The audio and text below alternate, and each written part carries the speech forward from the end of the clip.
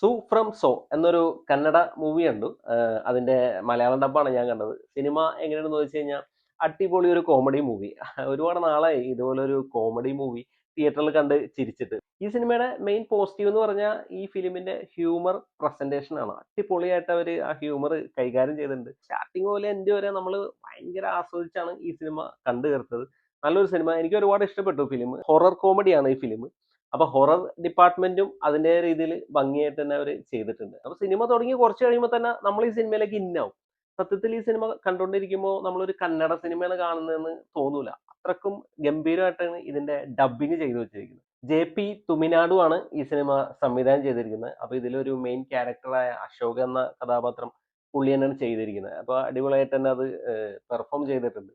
പിന്നെ സിനിമയിലെ main character എന്ന് പറയുന്നത് നമ്മുടെ രാജ് ബി ഷെട്ടിയാണ്. പുള്ളി ഒരു ഗുരുജിയുടെ റോളിലാണ് വന്നത്. പുള്ളിയൊക്കെ വൻ കോമഡിയാണ് ഈ സിനിമയില്. ഒരു ബാധ ഒഴിപ്പിക്കാനായിട്ട് വന്നിട്ട് ഇപ്പം പുള്ളിക്ക് ആ നാട്ടിൽ നിന്ന് രക്ഷപ്പെടാൻ പറ്റാത്ത അവസ്ഥയാണ്. നല്ല രസമായിട്ടാണ് പുള്ളി ആ ക്യാരക്ടർ ചെയ്തിരിക്കുന്നത്. അടിപൊളി പെർഫോമൻസ് ആയിരുന്നു. പിന്നെ ഇതില് രവിയണ്ണൻ എന്ന് പറഞ്ഞൊരു ക്യാരക്ടർ ഉണ്ട്.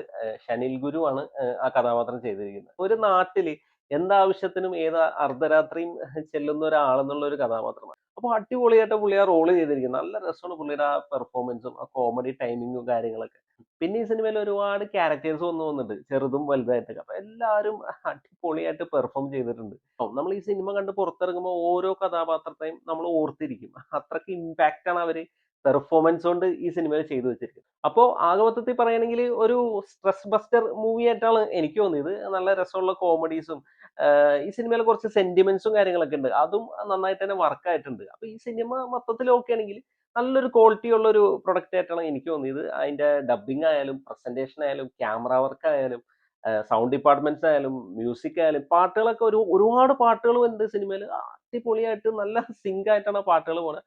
പിന്നെ ഓരോ ക്യാരക്ടേഴ്സിന് വരുന്ന ബാക്ക്ഗ്രൗണ്ട് മ്യൂസിക് ഒക്കെ ഉണ്ട്. അതിന്റെയൊക്കെ ബീറ്റ് പൊളിയാണ്. നല്ല രസമാണ് തിയേറ്ററിൽ കാണാനായിട്ട്. അപ്പൊ ടോട്ടൽ ഒരു എന്റർടൈൻമെന്റ് മൂവി ആയിട്ടാണ് സൂ ഫ്രം സോ എനിക്ക് അനുഭവപ്പെട്ടത്. നിങ്ങൾ ഈ സിനിമ കണ്ടിട്ടുണ്ടെങ്കിൽ നിങ്ങളുടെ അഭിപ്രായം കൂടി ഒന്ന് കമന്റ് ചെയ്യാം. വീഡിയോ ഇഷ്ടപ്പെട്ട ഒന്ന് ലൈക്ക് ചെയ്യുക. ചാനൽ ഒന്ന് സബ്സ്ക്രൈബ് ചെയ്താൽ സന്തോഷം.